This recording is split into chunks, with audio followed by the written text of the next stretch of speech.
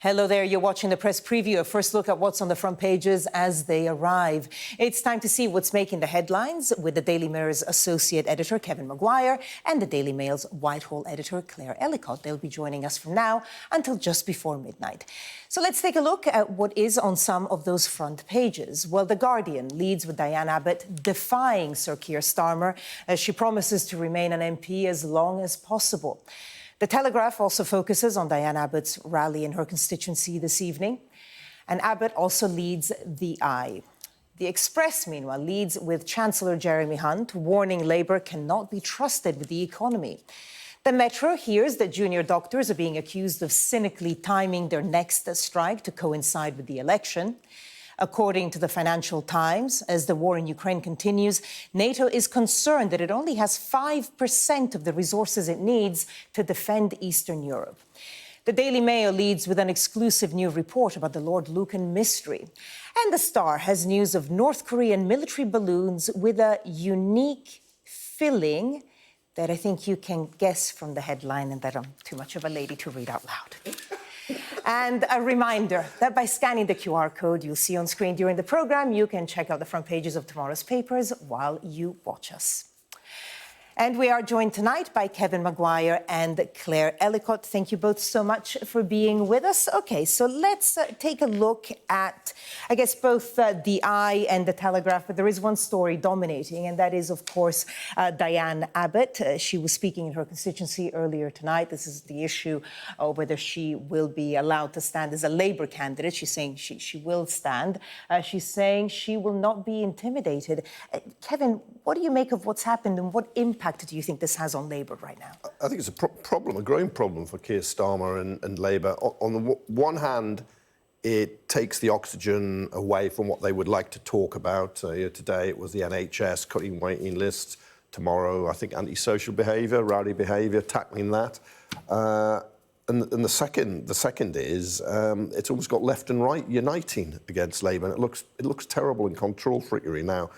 If we are to believe what's come out so far, she thought she had a deal whereby the whip would be restored. I don't know why it's taken more than a year to restore it. She made offensive remarks about Jewish people, Irish people and travellers, for which she apologised almost immediately. She went on an anti-Semitism course, so it's not a case of somebody's being accused of a sex crime where you have to investigate a long time. It was quite clear her crime in the draft letter going to the Observer, and she admitted it. But it looked like they were going to give her the whip back. She wouldn't stand, and then she'd retire with dignity. But it leaked to the Times, and now she's saying she'll stand as an independent if they don't let her stand as a candidate. And that Keir Starmer took hours to say she hasn't been blocked. Now, it hasn't been blocked yet. Or will there be a U-turn? Because it's an awful look when she was the first black woman MP, 1987. She's 70 now, not in the best of health, it's got to be said. But there's a feeling, and you saw in that protest, that she's being treated very, very unfairly. Claire?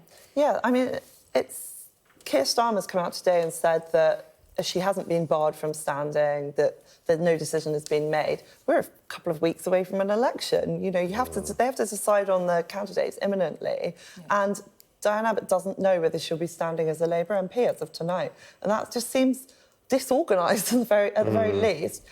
Keir Starmer's obviously led this fight against the Corbynistas, the left-wingers in his party. Jeremy Corbyn is already having to stand as an independent because he's lost the Labour whip. Diane Abbott lost the Labour whip. There are suggestions, as Kevin said, there was some deal done whereby she'd get the Labour whip restored, but that she would kind of stand down with dignity and that would be the end of the matter after she made these offensive comments.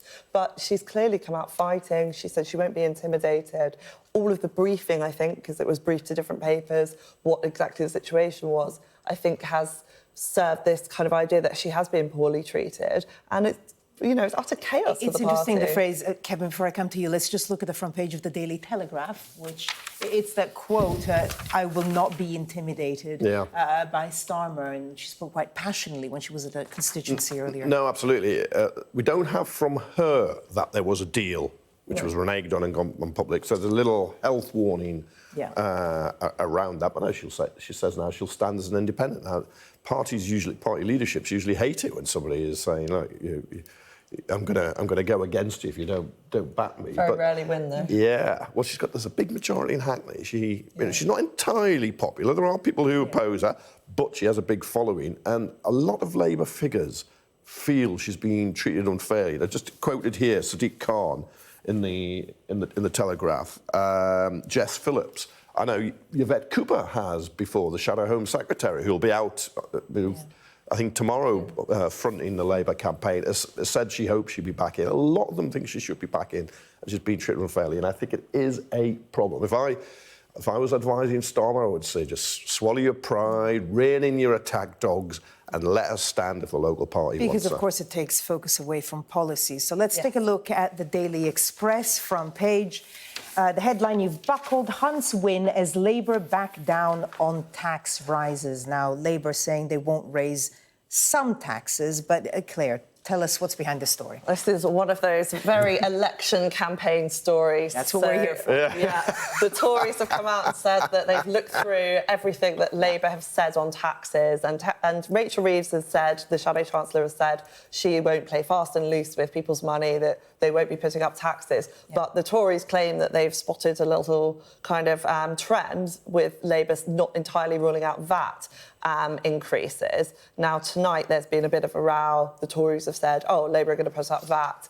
Labour have come back and said, absolutely, we're not putting out VAT. And then the Tories are like, well, clearly you've changed your policy because we've confronted you about it. So there's this big, huge tax row going on. Because they specified no income tax rises, national insurance and corporation tax, right? Yes, and so there's the wording around VAT, because Rachel Reeves has been asked, and Darren Jones, who's also as Treasury Minister, have been asked about whether or not they will increase VAT, and they've given kind of answers that haven't always been taken as definitive. So the Tories claim they've, forced Labour to now go back on their policies. Raising VAT is a Tory policy.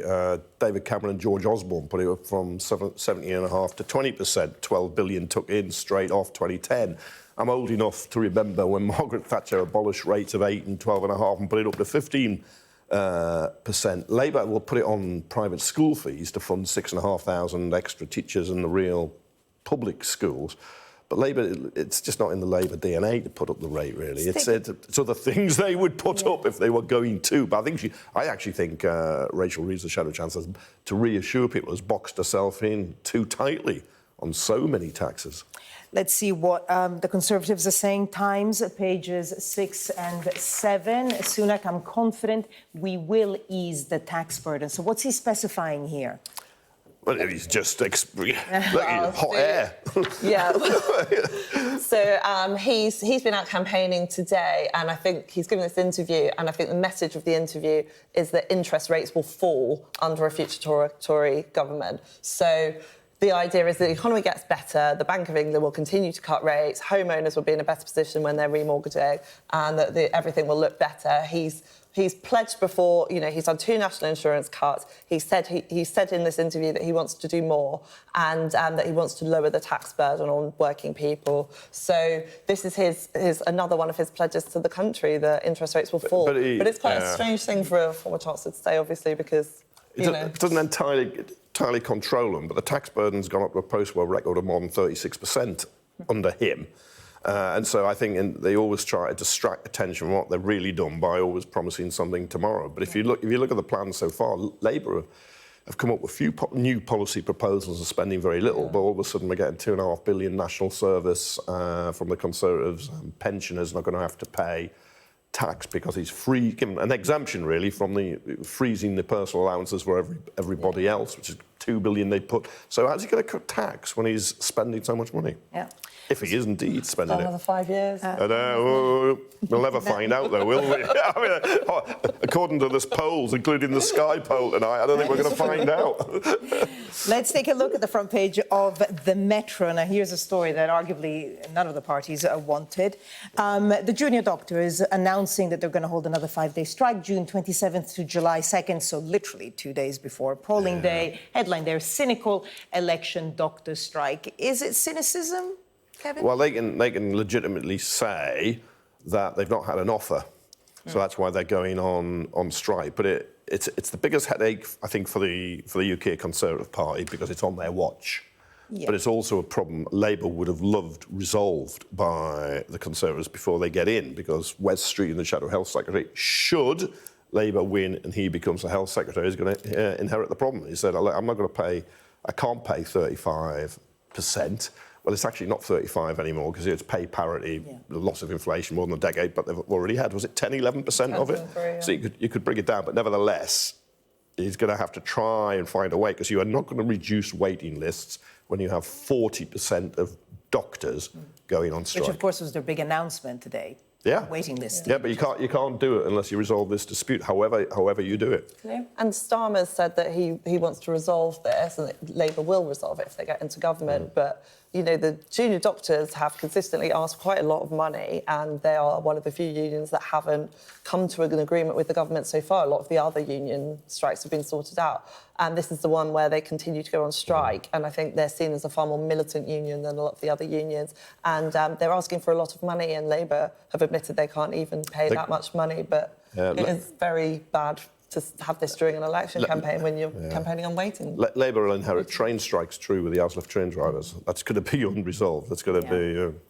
Well, let's finish on what is becoming a tradition in the paper review, a slightly comical picture of Ed Davey. Yesterday he was pulling off a high hat into Windermere, and now he's on a bike. Does it work?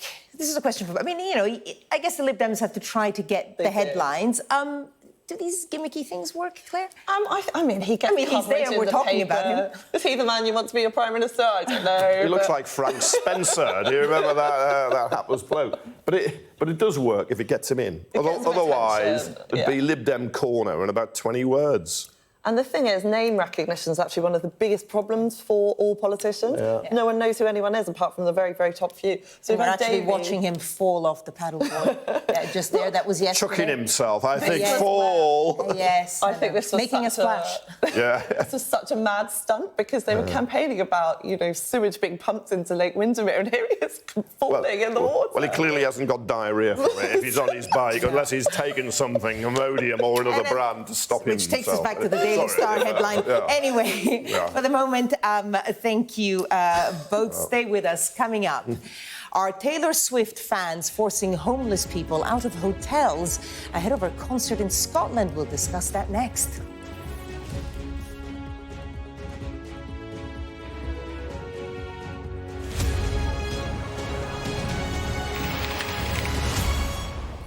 You're watching the press preview with me now, Kevin Maguire and Claire Ellicott. OK, let's go straight to the Times and page 3.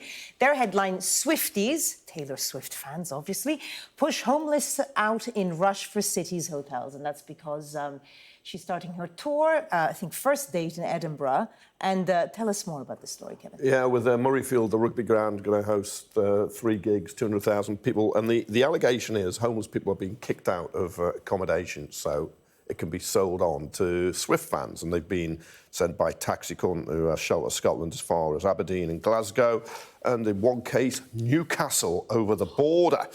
The council is disputing anybody's been moved out for Swift, but in Edinburgh, apparently, a night's accommodation is averaging £686 because there are so many people going to want to see Swift, who is a huge phenomenon. And there'll be Swifties now about to have a go at us because, of course, anything to do with her you criticise, it just triggers them. She's not doing it directly, but it's happened before this with other people because there's a big pressure for accommodation. I'm afraid homeless and vulnerable people haven't got the cash and the weight, and they're relying on authorities to look after them. Yeah.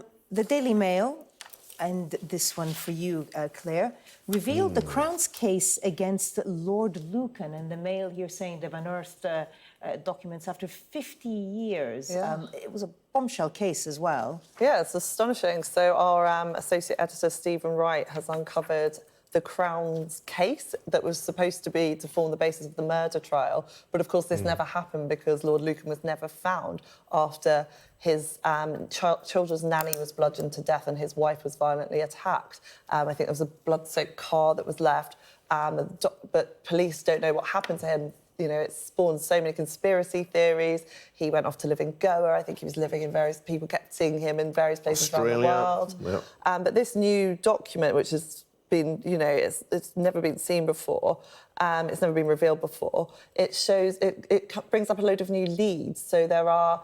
I think there's a big network of friends who helped to cover up for him. There's loads of new witnesses. There's loads of new information. So I think it's going to form the basis of a series of articles and podcasts about uncovering more of this fascinating case that happened in the 70s. And it's kind of an enduring murder case that's never been solved, and everybody's fascinated 1975. Yeah. Yeah, you know, the nanny died, he was going to kill his wife. Did he then jump off the ferry? Has he died since? Is he alive? A facial recognition expert, which the Mirror covered, thought somebody in Australia could be him. We've got a chief reporter, Andy Lyons, on the Mirror, who's fascinated by this case too. And it's got an enduring hold on people because it was high society, a brutal murder, and then what's believed to be the great conspiracy, but by very wealthy mates to help escape justice. Right. Wow. It's fascinating. It is. Yeah. OK. Totally different, a bit of a gear change. Daily Star, front page, let's just bring it up. Third World War. Oh, you've said it. And so this is retaliation because from South Korea, they sent balloons with like propaganda leaflets, and so the North Koreans retaliated. How did they do that? Sending drop tons of poop, as they put it. I mean, it's probably better that than a ballistic missile, actually, but it is a bit, seems very schoolboyish. A little Kim bit. Jong-un. Looking at the newswires, it says it was rubbish and manure, and not necessarily... That word you used. Anyway, we're going to have to leave it there. Claire, Kevin, thank you.